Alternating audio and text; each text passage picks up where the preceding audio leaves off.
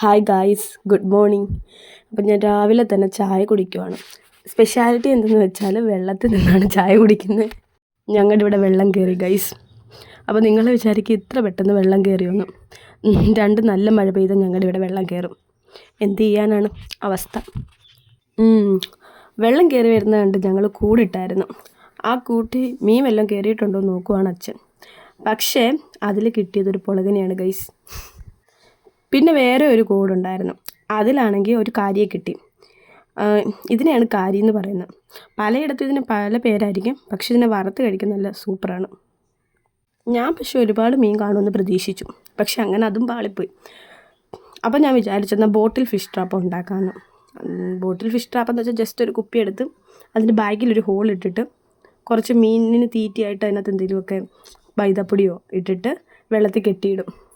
But unfortunately അതും ഫ്ലോപ്പായി. അതിലും ഒന്നിനെയും കിട്ടിയില്ല. അങ്ങനെ തോറ്റു കൊടുക്കാൻ പറ്റില്ലല്ലോ. നെക്സ്റ്റ് ഞാനും ചേട്ടനും കൂടെ ചൂണ്ടയിട്ട് മീൻ പിടിക്കാമെന്ന് പറഞ്ഞ് ചൂണ്ടയും കൊണ്ട് പോയി. പക്ഷേ അതിലും ട്വിസ്റ്റ് ഉണ്ട്. ഒരു പൂഞ്ഞുണ്ണാനെ പോലും ഞങ്ങൾക്ക് കിട്ടിയില്ല ഗൈസ്. ഇപ്പം കാണുന്നതെല്ലാം ഞങ്ങളുടെ സ്ഥലമാണ്. കാണാൻ നല്ല രസമാണ്, പക്ഷെ ഞങ്ങൾക്ക് അത്ര രസം തോന്നാറില്ല. കാരണം എന്നും ഇങ്ങനെ വെള്ളം കയറി കിടക്കുമ്പോൾ ആർക്കാ രസം തോന്നാറ്.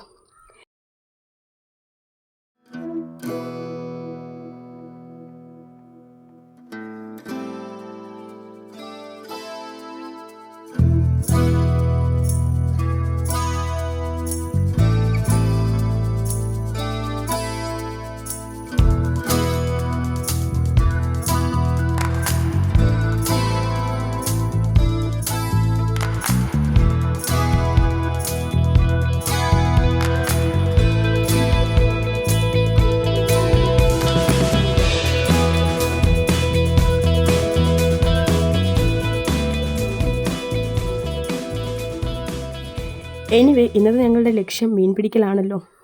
അറ്റ് ലാസ്റ്റ് അച്ഛൻ കൊണ്ട് വലയിട്ടിരുന്നു. ആ വലയിൽ കിട്ടിയ മീനാണ് ഈ കാണുന്നത്. ആ വലയിൽ കിട്ടിയ മീനാണ് ഈ അച്ഛൻ ഊരിക്കൊണ്ടിരിക്കുമായിരുന്നു.